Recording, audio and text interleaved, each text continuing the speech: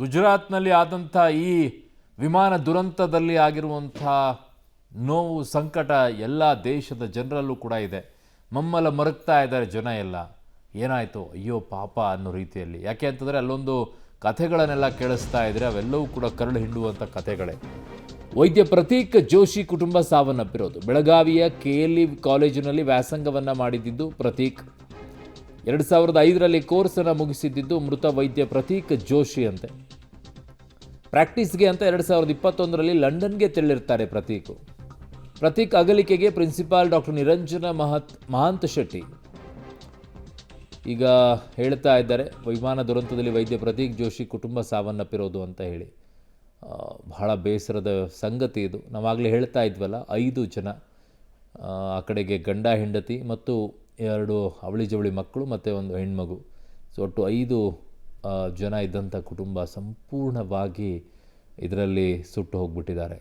ಪಾಪ ಪುಟಾಣಿಗಳು. ಪಾಪ ಅವ್ರ ಹೆಂಡತಿ ಏನೋ ಕೆಲಸ ಮಾಡ್ತಿದ್ರಂತೆ ಇಲ್ಲಿ. ಅವರು ಬೇಡ ಅಂತೇಳಿ ಅಲ್ಲೇ ಹೋಗೋಣ ಅಂತ ಹೇಳ್ಬಿಟ್ಟು ಇಲ್ಲಿ ಕೆಲಸಕ್ಕೆ ರಾಜೀನಾಮೆನೂ ಕೊಟ್ಟಿದ್ರಂತೆ. ಒಂದೇ ಕಡೆಗೆ ಇರೋಣ ಅಂತೇಳಿ. ಇವ್ರು ಇಲ್ಲಿ ಅನ್ನೋ ರೀತಿಯಲ್ಲಿ ಆಗೋದು ಬೇಡ, ಇಬ್ಬರು ಒಂದೇ ಕಡೆಗೆ ಇರೋಣ ಅಂತ ಹೇಳ್ಬಿಟ್ಟು ಕೆಲಸಕ್ಕೆ ರಾಜೀನಾಮೆ ಕೊಟ್ಟಿದ್ರಂತೆ.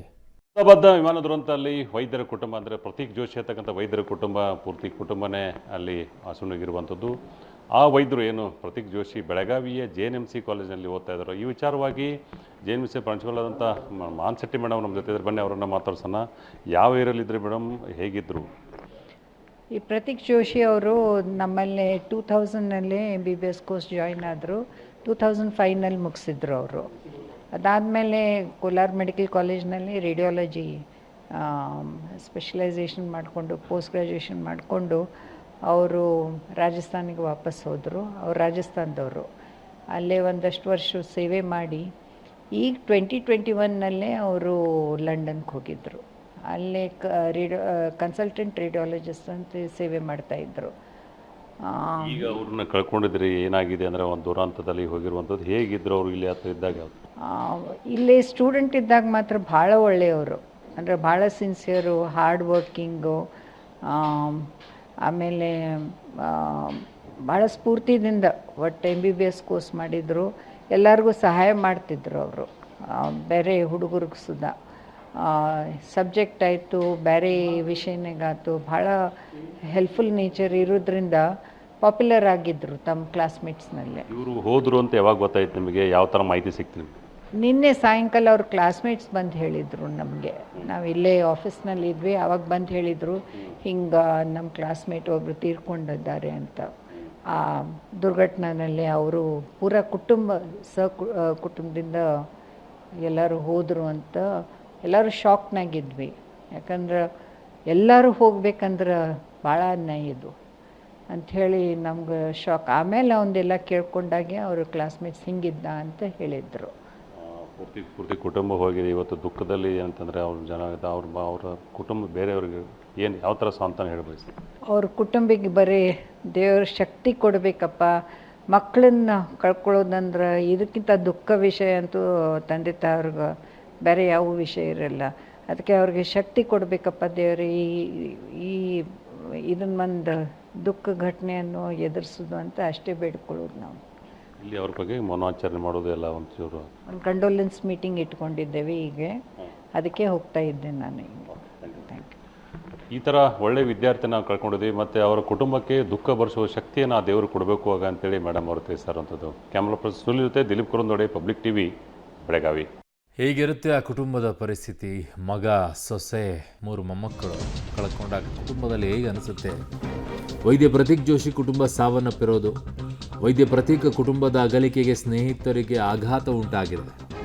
ನಮ್ಮ ಗೆಳೆಯನ ಸಾವು ನಮಗೆ ನಂಬೋಕೆ ಆಗ್ತಿಲ್ಲ ಅಂತ ಹೇಳ್ತಾ ಇದ್ದಾರೆ. ಯಾರಿಗೂ ಆಗಲ್ಲ, ಅದು ಕಷ್ಟ. ಮೊನ್ನೆಯಷ್ಟೇ ಲಂಡನ್ಗೆ ಹೋಗೋ ಬಗ್ಗೆ ಮಾತನಾಡಿದ್ದ. ಲಂಡನ್ನಲ್ಲಿ ಸೆಟ್ಲ್ ಆಗೋಕ್ಕೆ ಹೊರಟಿದ್ರು. ಅಂದರೆ ಹೆಂಡತಿನೂ ಕೂಡ ಡಾಕ್ಟ್ರೇ, ಅವರು ಕೂಡ ವೈಫು. ಅವ್ರು ಕೆಲಸ ಬಿಟ್ಟು ಹೋಗಿದ್ರು. ಸ್ನೇಹಿತರಾದ ಡಾಕ್ಟರ್ ಆನಂದ್ ಮೇಲೆ ಡಾಕ್ಟರ್ ಮಾನಸಿ ಅವರು ಭಾವುಕರಾಗಿ ಮಾತನಾಡಿದ್ದಾರೆ. ಸೊ ಪ್ರತೀಕ್ ಜೋಶಿ ಕುಟುಂಬ ಸಾವನ್ನಪ್ಪಿರುವಂಥದ್ದೇನಿದೆ ಆ ವಿಚಾರದಲ್ಲಿ ಅವರ ಗೆಳೆಯರು ಭಾವುಕರಾಗಿ ಮಾತಾಡಿದ್ದಾರೆ. ಪ್ರತೀಕ್ ಜೋಶಿ ಲಂಡನ್ಗೆ ತೆರಳಿ ತಮ್ಮ ಜೀವನವನ್ನು ಕಟ್ಕೋಬೇಕು ಅಂತ ಭಾಳ ದೊಡ್ಡದಾದ ಕನಸು ಕಂಡಿದ್ರು. ಇತ್ತ ಅವರ ಸಹಪಾಠಿಗಳು ಕೂಡ ಅಂದರೆ 25 ವರ್ಷ ಏನೋ ಒಂದು ಕಾರ್ಯಕ್ರಮ ಮಾಡೋದ್ರ ಮುಖಾಂತರ ಅಲ್ಯೂಮಿನಿಯನ್ನ ಸೇರಿಸಿ ಒಂದು ವಿಶೇಷವಾದ ಕಾರ್ಯಕ್ರಮಕ್ಕೆ ಸಾಕ್ಷಿ ಆಗಬೇಕು ಅಂತ ಅವ್ರ ಜೊತೆ ಕನೆಕ್ಷನ್ಲಿದ್ದರು. ಅಷ್ಟೊಂದರಲ್ಲಿ ಈ ಥರ ವಿಮಾನ ದುರಂತ ಭಾಳಷ್ಟು ವಿಷಾದನೀಯ ಸಂಗತಿ. ಈ ವಿಚಾರವಾಗಿ ಮಾತಾಡೋಕ್ಕೆ ಅವರ ಸಹಪಾಠಿಗಳು ನಮ್ಮ ಜೊತೆ ಇದ್ದಾರೆ. ಡಾಕ್ಟರ್ ಅವರು ಬನ್ನಿ ಮಾತಾಡ್ಸೋಣ ಅವ್ರನ್ನ. ಸರ್, ಯಾವ ಥರ ಇದ್ರು ಅವರು, ಹೇಗೆ ಅವರು? ಡಾಕ್ಟರ್ ಪ್ರತೀಕ್ ಜೋಶಿ ನಮ್ಮ ಜೊತೆ 2000 2005ವರೆಗೂ ಇದ್ದರು. ಅವರು ನಮ್ಮ MBBS ಕ್ಲಾಸ್ಮೇಟ್ ಅವರು. ಸೊ ಅವರು ಬೇಸಿಕಲಿ ರಾಜಸ್ಥಾನಿಂದ ಇದ್ದರು. ಸೊ ಬಟ್ ನಮ್ಮ ಜೊತೆ ಎಲ್ಲ ತುಂಬ ಕ್ಲೋಸ್ ಆಗಿದ್ದರು, ಎಲ್ಲ ಚೆನ್ನಾಗಿ ಮಾತಾಡ್ತಾಯಿದ್ರು. ಯಾರ ಜೊತೆನೂ ಒಂದ್ಸಲಿನೂ ಜಗಳ ಆಡಿರಲಿಲ್ಲ. ಹಿಂಗೆ ಏನೋ ಬ್ಲ್ಯಾಕ್ ಮಾರ್ಕ್ ಅನ್ನೋದಿರಲಿಲ್ಲ. He was a very bright student. MBBS throughout MBBS he was a very bright student. ಆಮೇಲೆ MBBS ಮಾಡಬೇಕಾದ್ರೂ ನಮ್ಮ ಜೊತೆ ಎಲ್ಲ ಒಳ್ಳೆ ರಿಲೇಷನ್ ಇಟ್ಕೊಂಡಿದ್ರು. ಆಮೇಲೆ ಕೋಲಾರ್ಗೆ ಹೋಗಿ ಕೋಲಾರಲ್ಲಿ MD ರೇಡಿಯಾಲಜಿ ಮಾಡಿದರು. ರೇಡಿಯಾಲಜಿ ಆದಮೇಲೆ ಮತ್ತೆ ತಮ್ಮ ಊರು ರಾಜಸ್ಥಾನ್ಗೆ ಹೋಗಿ ಅಲ್ಲಿ ಪ್ರಾಕ್ಟೀಸ್ ಮಾಡ್ತಾಯಿದ್ರು. ಹೇಗೆ ಕನೆಕ್ಷನ್ದಲ್ಲಿದ್ದರು? ಯಾವ ಥರ? ನಮ್ಮದು ವಾಟ್ಸಪ್ ಗ್ರೂಪ್ ಇದೆ ಸರ್, ಫೇಸ್ಬುಕ್ಕಲ್ಲಿ ಕನೆಕ್ಟೆಡ್ ಇದ್ದೀವಿ. ವಾಟ್ಸಪ್ ಗ್ರೂಪ್ ಇದೆ. ಸೊ ಏನೇ ಇದ್ದರೂ ನಮಗೆ ಮೆಸೇಜ್ ಮಾಡ್ತಾಯಿದ್ರು. ಸೊ ವಾಟ್ಸಪ್ ಒಳಗೆ ಅವರು ಏನೋ ಫ್ಯಾಮ್ಲಿಯಲ್ಲಿ ಏನೇ ಇವೆಂಟ್ ಆಯಿತು ಅಥವಾ ಏನಾರು ಅಚೀವ್ ಮಾಡಿದರೆ ಅದನ್ನು ವಾಟ್ಸಪ್ಪಲ್ಲಿ ಹಾಕ್ತಿದ್ರು. ನಾವೆಲ್ಲ ಕಂಟಿನ್ಯೂಸ್ ಆಗಿ ಕಾಂಟ್ಯಾಕ್ಟಲ್ಲಿದ್ವಿ. ಅವರು ಲಂಡನ್ಗೆ ಹೋಗಿದ್ದು 2021ನಲ್ಲಿ 4 ಇಯರ್ಸ್ ಬ್ಯಾಕ್. ಅವಾಗ ಒಂದ್ಸಲ ನಂಗೆ ಕಾಲ್ ಮಾಡಿದರು, ಈಗ ಲಂಡನ್ಗೆ ಹೋಗ್ತಾ ಇದ್ದೀನಿ, ಒಂದು JNMCಯಿಂದ ಒಂದು ಸರ್ಟಿಫಿಕೇಟ್ ಬೇಕು, ಬೋನಾಫೈಡ್ ಸರ್ಟಿಫಿಕೇಟ್ ಅಂತ. ಸೊ ಅವಾಗ ನಾನು ಅವರಿಗೆ ಇಲ್ಲಿ ಬಂದು ತೊಗೊಳಕ್ಕೆ ಗೈಡ್ ಮಾಡಿದ್ದೆ. ಸೊ ಆಮೇಲೆ 4 ಇಯರ್ಸಿಂದ ಅವರು ಅಲ್ಲೇ ರಾಯಲ್ ಡರ್ಬಿ ಹಾಸ್ಪಿಟಲ್ ಲಂಡನಲ್ಲಿದ್ದರು. ಸೊ 4 ಇಯರ್ಸಿಂದ ಅವರೊಬ್ಬರೇ ಇದರಲ್ಲಿ. ಅವ್ರ ವೈಫು ಮಕ್ಕಳೆಲ್ಲ ಇಲ್ಲಿದ್ದರು, ಉದಯ್ಪುರಲ್ಲಿದ್ದರು. ಅವ್ರ ವೈಫು ಪ್ಯಾಥಾಲಜಿಸ್ಟ್ ಆಗಿದ್ದಾರೆ. ಸೊ ಅವರು ಈಗ ಲಾಸ್ಟ್ ಮಂತ್ ರಿಸೈನ್ ಮಾಡಿದರು ಅವ್ರ ವೈಫ್. ಆಮೇಲೆ ಅವ್ರ ಮಕ್ಕಳು ಎಲ್ಲ ಸೇರಿ ಅಲ್ಲೇ ಸೆಟ್ಲ್ ಆಗೋಣ ಅಂತ ಹೋಗ್ತಾಯಿದ್ರು.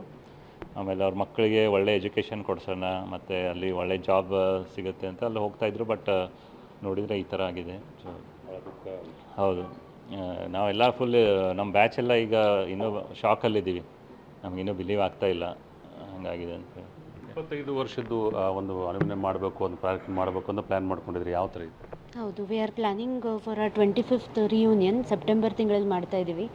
V are looking forward to meet everybody. ಅವಾಗ ಎಲ್ಲರೂ ಭೇಟಿ ಆಗ್ತಾರೆ, ಎಲ್ಲರ ಜೊತೆ ಇದು ಮಾಡಬೇಕಂತ ಮಾಡಿದ್ವಿ. But that is not going to happen now. We are very sad that such a tragic event has occurred and we have lost one of our batchmates in that. ಕಡೆಯದಾಗಿ ಯಾವ ಥರ ಇದನ್ನು ದುಃಖ ಭರಿಸೋ ಶಕ್ತಿ ಆ ದೇವರು ಅವ್ರ ಕುಟುಂಬಕ್ಕೆ ನೀಡಲಿ ಅಂತ. ಇದು ಯಾರ ತಂದೆ ತಾಯಿಗಾದರೂ ತುಂಬ ಕಷ್ಟದ ವಿಷಯನೇ ಇದು. ತುಂಬ ಕನಸು ಕಟ್ಕೊಂಡಿರ್ತಾರೆ ಮಕ್ಕಳು ಮೊಮ್ಮಕ್ಕಳು ಎಲ್ಲನೂ ಅಂತ. ಒಟ್ಟರು ಒಮ್ಮೆಗ್ಲೇ ಕಳ್ಕೊಳ್ಳೋದಂದರೆ ಇದು ತುಂಬ ಕಷ್ಟನೇ ಇದು. ಸೊ ನಾವು ದೇವ್ರಿಗೆ ಬೇಡ್ಕೊಳ್ಳೋದಷ್ಟೇ, ತಂದೆ ತಾಯಿಗೆ ಸ್ವಲ್ಪ ಶಕ್ತಿ ಕೊಟ್ಬಿಟ್ಟು ಇದು ಎಲ್ಲನೂ ಮಾಡಲಿ ಅಂತ. ತುಂಬ ಕಷ್ಟಕರ ವಿಷಯ. ನಮಗಂತೂ ಎಲ್ಲರಿಗೂ ತುಂಬ ಇನ್ನೂ ಶಾಕಲ್ಲೇ ಇದ್ದೀವಿ, ಬ್ಯಾಚ್ಮೇಟ್ಸ್ ಎಲ್ಲ ಕೂಡ ನಂಬಿಕೆ ಆಗ್ತಾಯಿಲ್ಲ ಈ ಥರ ಆಗಿದೆ ಅಂತ.